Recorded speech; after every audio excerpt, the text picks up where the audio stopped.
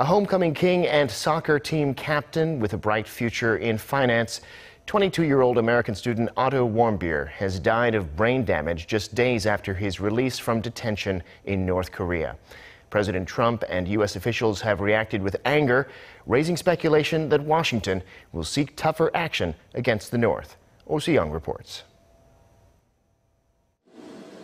The death of an American student detained for 17 months in North Korea has triggered outrage among U.S. officials, giving rise to speculation that Washington will get tougher on the regime.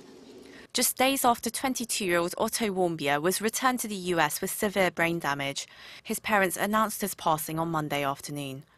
They believe their son's critical condition and death were caused by what they call the awful torturous treatment he'd received under the North Korean regime, after it sentenced him to 15 years of hard labor for allegedly stealing a political poster from a hotel while on holiday. Upon hearing the news, President Trump condemned the brutality of the North Korean regime, saying that it does not respect the rule of law or basic human decency. He said in a statement that the tragedy has deepened his government's determination to prevent similar incidents in the future. Secretary of State Rex Tillerson also spoke out against Pyongyang, saying that the U.S. holds it accountable for Warmbier's unjust imprisonment. He also demanded the release of the 3 remaining Americans illegally detained in the North.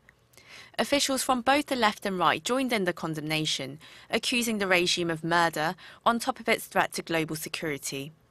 Observers believe Warmbier's death could prompt Washington to take stronger measures against Pyongyang and its nuclear and missile programs. The Secretary of State has already suggested a ban on Americans traveling to the north. And with the annual diplomatic and security talks between Washington and Beijing set to take place on Wednesday, the Secretary Department's acting Assistant Secretary Susan Thornton said upping pressure on North Korea will be at the top of the agenda. She says the U.S. will seek cooperation with Beijing, urging it to fulfill all UN Security Council sanctions and exert its influence on the regime. Soo-young, Arirang News.